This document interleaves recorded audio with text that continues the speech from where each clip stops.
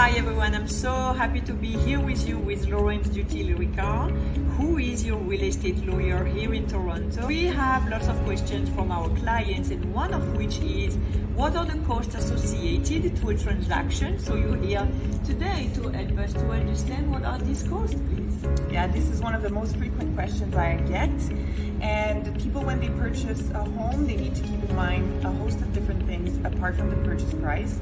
And one of those things is land transfer tax. If you are in Toronto, you need to keep in mind that there will be a municipal land transfer tax on top of the provincial land transfer tax. There will also be some title insurance to pay, legal fees obviously, and then you'll have a host of smaller disbursements that people often forget, such as banking fees, registration fees, search fees, and such things. Absolutely, so important to remember this. Listen, we see more and more delays and extension on the closing date. So how do you see happening? Why is that? The answer is simply fraud. There's a lot of fraud. We both know it as real estate professionals. We have increasing ID verification requirements. We have a lot of extra things to do nowadays, and it's the same for banks. Banks have been losing a lot of money because of fraud, and so they're becoming a little bit more weary of big, large transfer of funds, including those coming from and going to solicitors' trust accounts. And so I think that we're seeing, and we are going to see, an increase in extensions and delays, unfortunately. Unfortunately, but we totally understand. And talking to title fraud, that will be our next topic. And my clients can be protected from fraud. That's a great question. Everybody's wondering that right now because of the climate we're in. And unfortunately, it's impossible to 100% protect yourself, but there are certain things you can do to help prevent yourself becoming a victim of fraud in the real estate sector. So if you own a home, it's a very good idea to reach out to a real estate lawyer and have them review your title insurance policy or get you a new one to make sure that it gives the correct value of your home and that it protects you as accurately as possible. The other thing you can do is make sure that you put some sort of charge against your property. And that's just an added layer of people that are going to be checking when there's a request for discharge. But none of those things, unfortunately, are 100% protection. Do you think it's a good idea to close the deal the same day when you're buying and selling? I don't think it's a good idea.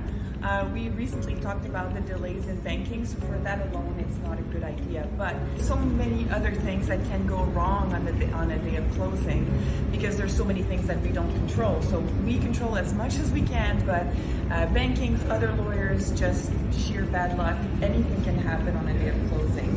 And if you're doing the sale, which you need to close first before the purchase, and anything happens, I hate to see my clients being in a truck with all their things and having to go to a motel and waiting to close. Absolutely. So thank you so much, Laurence, for this answer. I think it's very wise to not close the same day when buying and selling. Now we know that we should not buy and sell in the same day. What would be the other options, please? So the most common option would be to do bridge financing, which will allow you to purchase and then a couple of days later sell. So this is a great option. It's a lot less stress. It gives you time to move, which is ideal. And it also gives you a buffer in case of an extension or a delay. Of course, there's a cost to it. There's legal cost and more costs on the mortgage side. But it's an assured cost, whereas if you close on the same day of the sale or the purchase, it's more of a wild card of what your costs will be. The other option, which is not open to everyone, is to sell way in advance and then rent for a while, but that's just not so useful. So everything is very personal. Just ask yourself what you are more comfortable with and you'll find a solution. I want to ask you, is there a specific day that we should avoid for closing? Yes, actually there are many days to avoid for closing. Fridays, very bad, especially Fridays before a long weekend. That's true. The day coming back from a long weekend is also avoidable. Holidays in general, some can be forgotten. And I would also say the last days of the month, there's usually a lot of activity at bank level, so more chance for delays. And then I would also say that the first of the month is a bad day to close because then you'll have a harder time getting a moving truck and things like that. So those are just different days to keep in mind. Amazing. Thank you so much, Laurence. there a specific day that you would recommend to move after the closing? Yes, do not move on the day of closing is my first recommendation. Okay. According to the agreement, we have until 6 o'clock to close, and if there's any extension, then it obviously will go over that. So you don't want to find yourself in a situation where you have a moving truck and you can't move. So I would say the next day at the earliest, but ideally leave it maybe a day or two more to give yourself also the time to go check out the property, make sure everything's all right, clean the place. Give yourself some extra time. Hi Laurence, we've been so serious over the past weeks together, but I have another question for you, which is more funny. What is the moment that you love the most outside of the real estate law? In my spare time, I love to swing a hammer. I love to do renovations.